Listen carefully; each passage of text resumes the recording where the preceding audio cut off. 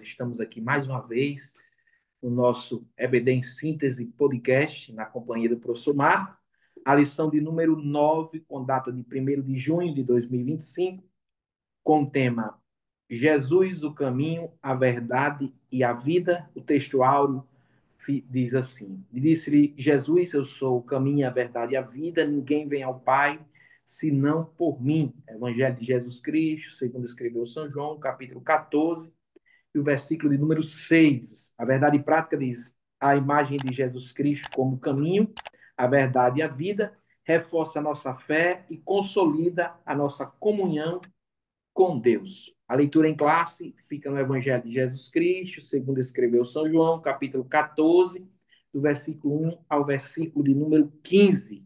Eu estou na companhia do professor Marco. Eu queria iniciar, professor, com a frase de um pensador cristão que diz bem assim: ou Jesus é um mentiroso, ou ele é um louco, ou ele é Deus.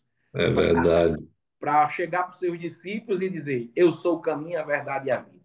Não é isso, Justa- professor? É verdade. É a frase, se não me engano, de C.S. Lewis, né? Isso, muito bem, C.S. Lewis. Essa frase aí chama bastante atenção. Quando eu vi o tema dessa lição, me lembrei logo que Jesus, nesse versículo, enfatiza, né? Ele não diz que ele é um dos caminhos. Ele É é bem verdade. forte no que ele diz: eu sou o caminho, a verdade e a vida. Ou seja, não existe outro caminho que leve a Deus a não ser por mim, né? Por ele mesmo, por nosso Senhor e Salvador Jesus Cristo. Professor Marco, o tópico 1, nós vamos entrar na nossa lição. E eu queria muito ouvir o senhor, né, sua base de conhecimento, para a gente interagir juntamente com o professor e o aluno que está nos ouvindo.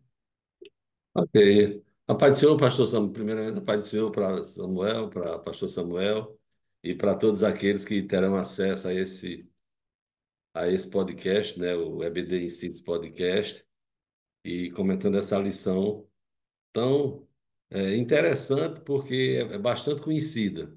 A maioria das pessoas conhece, pessoas não evangélicas conhecem esse versículo, né? De Jesus dizendo: Eu sou o caminho, a verdade e a vida. E a lição a lição número 9 que nós estamos comentando, traz justamente isso para a gente tentar especificar, tentar, vamos dizer assim, esclarecer alguma coisa quando Jesus se responde à pergunta de Tomé, dizendo que é o caminho, a verdade e a vida. No tópico número 1, no primeiro tópico da lição, fala de consolo e promessa do Senhor Jesus. Então fala, subtópicos são o caminho, a verdade e a vida, consolo num cenário de angústia e uma promessa gloriosa, né? Então a gente, quando olha para o contexto desse tema, a gente vai ver que tem que voltar um pouquinho atrás, como o próprio pastor Elenay coloca aqui, voltar um pouquinho atrás no capítulo 13, que é quando Jesus lava os pés dos discípulos, né? E depois daquele episódio, ele faz aquilo que é um chamado discurso de despedida, né? É um discurso de despedida, porque é, ele começa a dizer que vai partir, que vai deixar os discípulos, é tanto que no finalzinho do capítulo 13, Pedro faz duas perguntas a Jesus, dizendo: Senhor, para onde é que vais? E, Senhor, por que é que eu não posso seguir-te agora? Isso a gente vê no finalzinho do capítulo 13. E Jesus responde a Pedro, prevendo a tríplice negação dele, né? Então, então é um momento que há um cenário, Jesus tinha consciência de que estava se aproximando a hora dele, e traduzindo essa hora dele como a hora da sua entrega na mão dos homens, né? Então ele sabia que, ah, num certo sentido, ele estava sentindo essa aproximação, essa hora que estava se aproximando, mas mesmo assim ele faz um discurso, ele tenta, ou ele tenta não, ele ah, anima os seus discípulos, né? Ele, mesmo sabendo daquilo ali, ele procura confortar os seus discípulos quando ele diz assim, não se, quando ele fala para Pedro, né? Responde a Pedro dizendo que ele vai antes que o galo cante, ele vai negar 3 vezes, mas aí depois ele diz: Não se turbe o vosso coração, credes em Deus, crede também em mim. Ou seja, que quando Jesus diz responde a Pedro aquelas perguntas que ele faz: Para onde vais? E eu posso seguir-te agora. Na realidade, cria uma certa expectativa, uma certa angústia, e ele vem com esse discurso de conforto, né?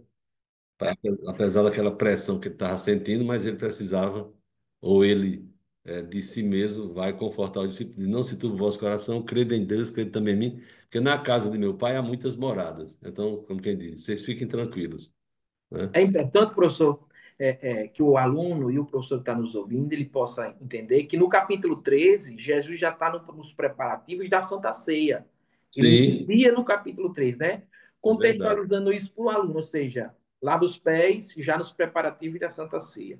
O diálogo de Pedro e Jesus nos preparativos da Santa Ceia. E o versículo, o capítulo 14, inicia com os discípulos ansiosos, porque o discurso de Jesus é esse: eu vou para um caminho, eu vou morrer, eu vou ser É, entregue.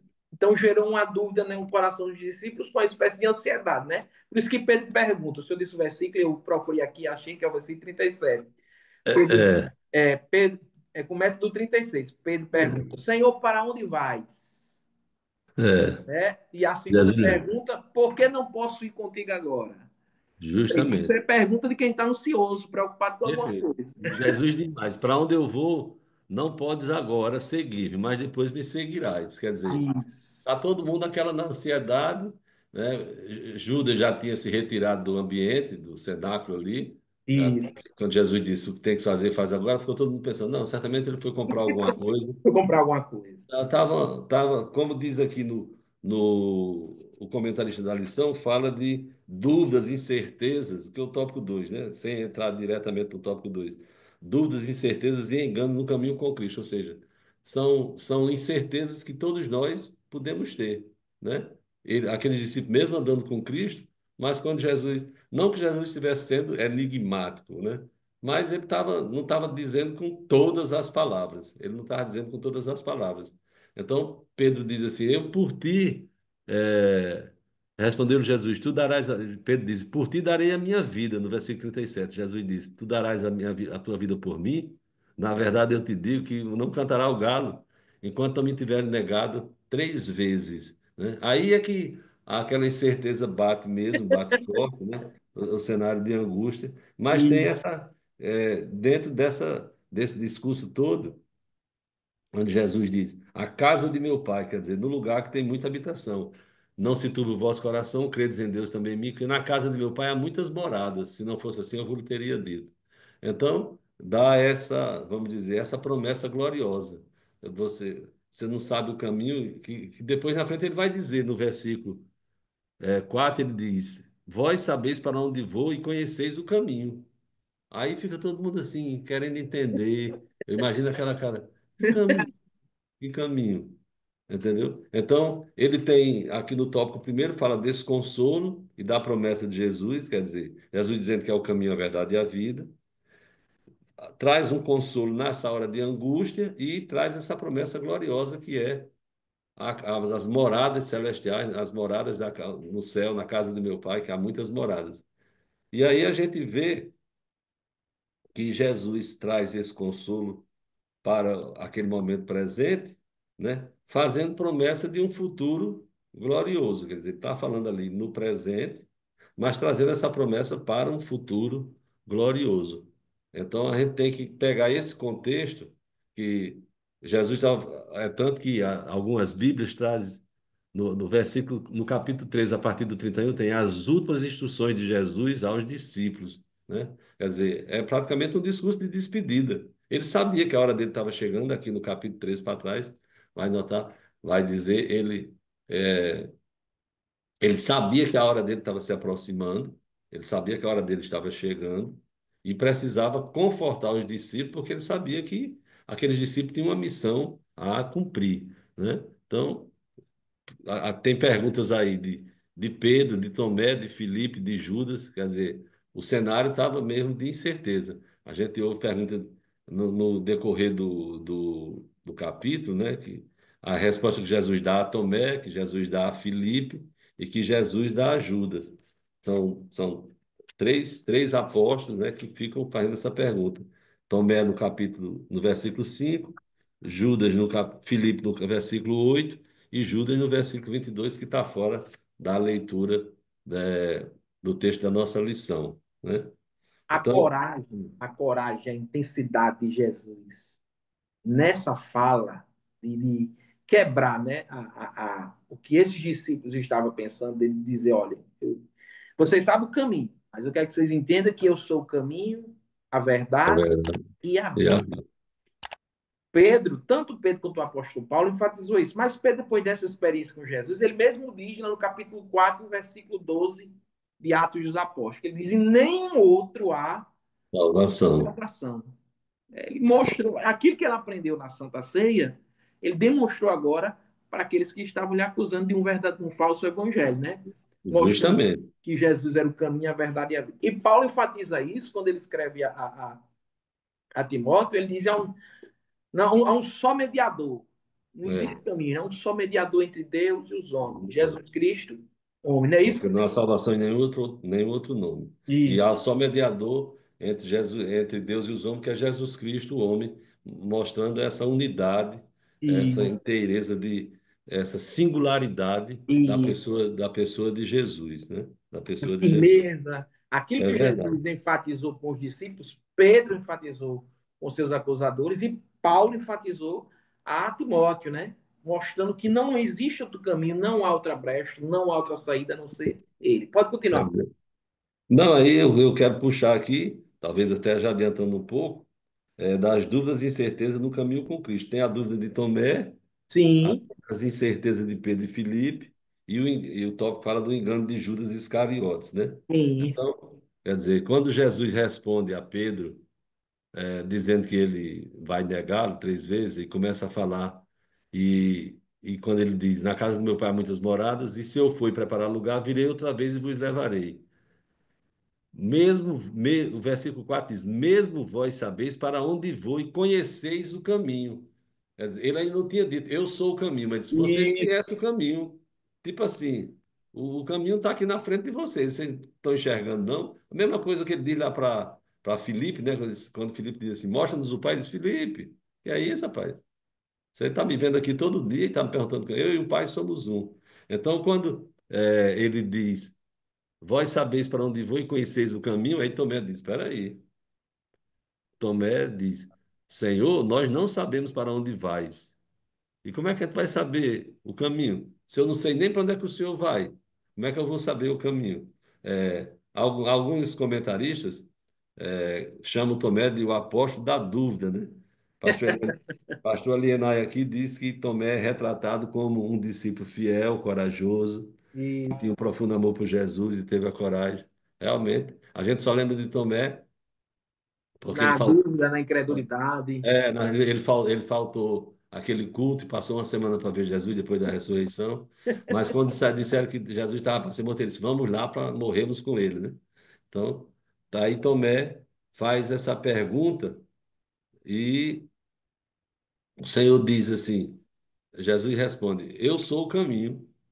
Eu sou o caminho, a verdade e a vida, que é a essência vamos dizer assim, do capítulo 14, né? É a essência, a resposta de Jesus a Tomé, a Filipe e a Judas, praticamente é a essência do capítulo 14 que a gente vai tratar no tópico de número 3 da nossa lição. Então, essa dúvida de Tomé, na dúvida de Tomé encontra-se a incerteza do discípulo. E a incerteza do discípulo. Ele disse: Senhor, se nós não sabemos para onde o Senhor vai, como é que nós vamos saber qual é o caminho? Então, a lição trata disso, mostrando que nós, como na nossa caminhada cristã, podemos ter dúvida, podemos ser assaltados, vamos dizer assim, por essa dúvida. A biografia de Tomé na Bíblia Sagrada é assim, são pequenos detalhes, né, professor? Aí a gente não consegue formar uma personalidade inteira, né, de Tomé. Sim, É. perfeito. Já a de Pedro, não. A de Pedro a gente consegue ter algumas É, tem características, mais coisa, né? Tem mas mais coisa. mesmo assim ele é cheio de dúvidas, cheio de incerteza, vai de 0 a 80 em um minuto, É, é verdade. É né? Ele verdade. primeiro ele inicia no capítulo 3 dizendo, olha, se não vai me lavar meus pés, não. Quando Jesus fala, não, então não os pés, não, os pés, a mão, a cabeça, o corpo É todo. verdade. Ou seja, Perfeito. e mesmo assim, essa intensidade, pastor Abidênigo disse que Jesus tinha 12 discípulos, três íntimos e um mais íntimo ainda. Né? Pois é. E Pedro estava nesse grau de intimidade com Jesus, no segundo passo, de ver alguns milagres, mesmo assim, a incredulidade insistia, as incertezas insistiam em ficar com ele. Ora, Pedro era um crente, cheio de fé, e ora era aquele cheio de incerteza. Eu e o Perfeito. senhor, correto? É, e mostra justamente a realidade nossa. Tem, Isso, tem dia que a gente está crente, que é uma maravilha, né? Tem dia que a gente está crente mesmo assim, recebe. Mas tem dias, irmãos, quer dizer, eu tô falando aqui não para os irmãos que estão nos assistindo, estou falando aqui para mim. Como quem diz assim, tem dia que eu estou assim, aquela fraqueza, meu Deus do céu, que parece, ou se Jesus não tiver misericórdia, tem dia não, você está cheio, tá cheio de vigor, está crendo que Deus vai fazer, que Deus vai resolver, mas tem hora que dá aquela murchada, né? Quer dizer, aquela fracassada. E olha que aqueles homens estavam andando com Jesus. E nós? E nós, assim, a Bíblia diz que nós somos mais bem-aventurados porque não vimos e cremos, mas em compensação nós temos a história toda. A gente tem o conhecimento do Gênesis ao Apocalipse, do que Deus e, fez, do que Deus fez, do que Deus deixou de fazer, como resolveu a situação, como tratou. Quer dizer, a gente tem todo esse contexto, nós temos a Bíblia toda na mão para poder crer, né? Para poder crer. Aqueles homens não tinham. Quer dizer, Jesus disse assim. Vocês sabem, quando ele diz assim, vocês, vocês sabem que chega quando ele, vocês não podem ir agora, mas depois me seguirão. No versículo 4 ele diz: Vós sabeis para onde eu vou e conheceis o caminho. Aí Tomé olha para ele assim e diz: Espera aí. Eu sei para onde o senhor vai? O senhor já disse para onde é que vai? Né? O senhor já disse para onde é que vai? Ele disse: Se eu for e vos preparar lugar, virei outra vez e vos levarei para mim mesmo, para que onde eu estiver, estejais vós também. Mas era uma coisa muito subjetiva. Né? Aí Tomé faz a pergunta: é, se nós não sabemos para onde o senhor vai, como vamos poder saber, como é que nós vamos saber o caminho? E aí Jesus vem com a resposta, tirando a dúvida de Tomé. Aí tem a incerteza de Pedro e de Filipe, de né? Filipe. A incerteza de Filipe está aqui no versículo 5, quando Jesus diz, eu sou o caminho, a verdade e a vida, e ninguém vem ao Pai senão por mim. Se vocês me conhecessem a mim, também conheceriam o meu Pai. E já desde agora o conheceis e o tendes visto. Filipe diz, espera aí. Então, o Senhor mostra o Pai para a gente aqui, que isso nos basta. Aí Jesus disse, eu estou há tanto tempo convosco e você não tem me conhecido, Filipe? Quem vê a mim vê o Pai. E como dizes tu, mostra-nos o Pai. Quer dizer, era a coisa mesmo da incerteza, Certeza, dúvida. o medo de errar, o medo de falhar, o medo de não estar no caminho certo, né? E o de Pedro, aquela pergunta, né? Senhor, para onde é que o senhor vai, né? E por que é que eu não posso seguir-te agora? Então, já com Judas Iscariote, não teve o benefício da dúvida, vamos chamar assim, né? Ele é retratado como Jesus sabia que ele ia traí-lo. Está lá escrito em 13, 21, 22. Tendo dito isto, turbou-se em espírito, 13, 21, 22, e afirmou, dizendo: Na verdade, eu digo que um de vós há de me trair. Os discípulos olhavam uns para os outros para saber de quem ele falava. Quer dizer, aí foi preciso. João relata que estava ali no peito de Jesus e Pedro faz aquele sinal. Ele diz: É aquele que eu dei o pão molhado. Por quê? Porque Judas. A visão de Judas era totalmente distorcida. Era Sobre verdade. Judas, ele só eu caracterizo Judas como aquele que não ele viu, ele presenciou os sermões, ele estava de lado, mas ele não teve assim o nascimento, o novo nascimento. A visão de Judas era a expectativa política e social. E aqui é bom a gente entender, os nossos irmãos que estão nos acompanhando aí, entender que não há aqui uma predestinação de Judas. Isso. A Bíblia diz que um deles ia levantar o calcanhar e ia traí-lo, mas não estava escrito que o cidadão seria Judas, né? Pedro foi tentado, todo mundo foi tentado, mas Judas, pela sua própria natureza, Isso. vamos dizer assim, confundiu as coisas, né? Confundiu as coisas, não deu a prioridade certa. O pastor Linai coloca assim: por meio de Judas, aprendemos a importância de não confundir as nossas prioridades enquanto seguimos a nossa jornada com Cristo. Quer dizer, isso é muito fácil de acontecer, da gente confundir as prioridades. Por As exemplo, visões, né? A justamente, visão de Cristo. O que está se muito falando, professor, nos dias atuais, o que é a multidão. Quando eu digo multidão, é a igreja sim, moderna. Como é que eles estão vendo Jesus? Como é que os pregadores, a gente toca sempre os pregadores, os que se dizem profetas, é, eles estão mostrando Jesus? A mesma perfeito, visão de Judas. justamente. Judas é um pregador atual. É, Não é, não, é verdade. Por exemplo, a gente estudou na lição passada sobre o pão da vida, né? Na, na lição 4. Na quatro. lição 4 foi o pão da vida.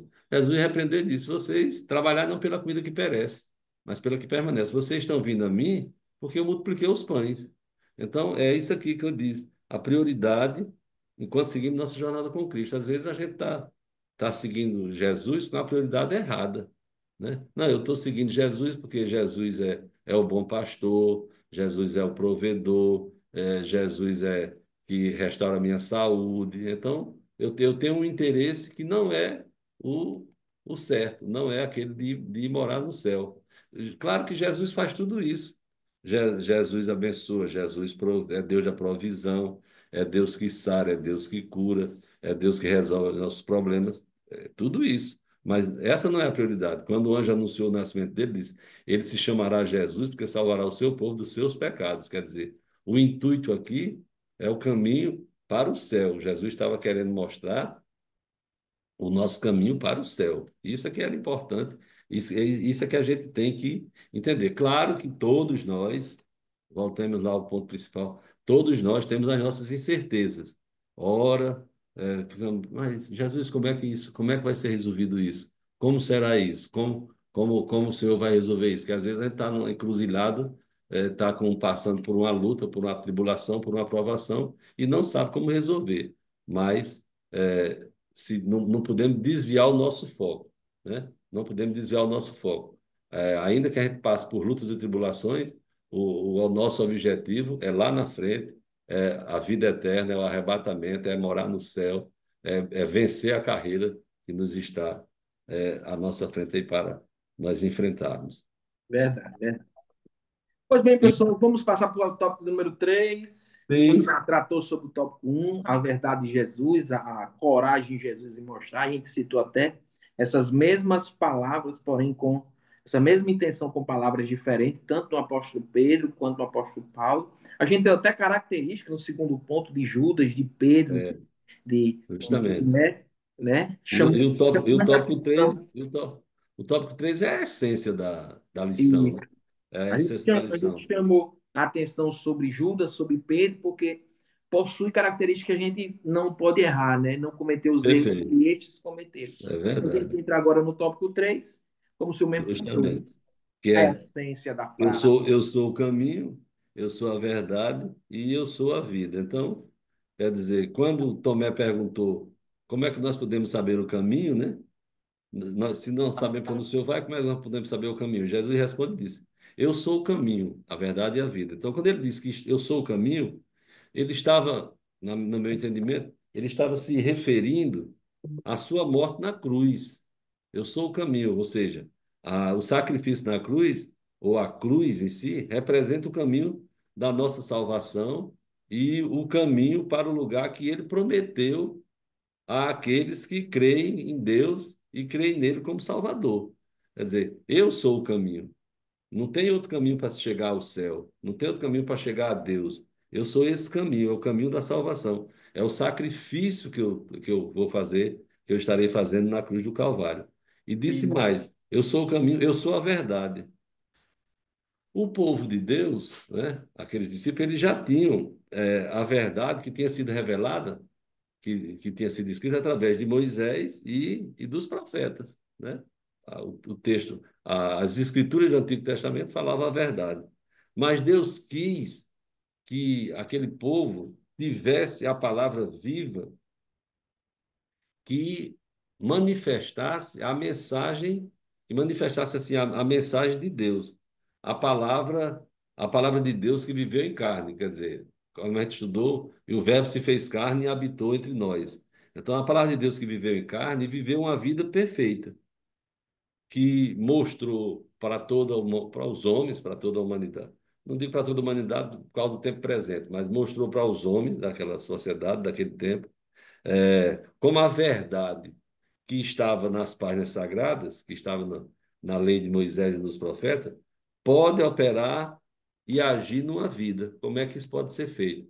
Então, Jesus é a verdade em tudo aquilo que ele fez, em tudo aquilo que ele foi. E isso, obviamente, vai incluir todas as vezes que ele abriu a sua boca e ensinou.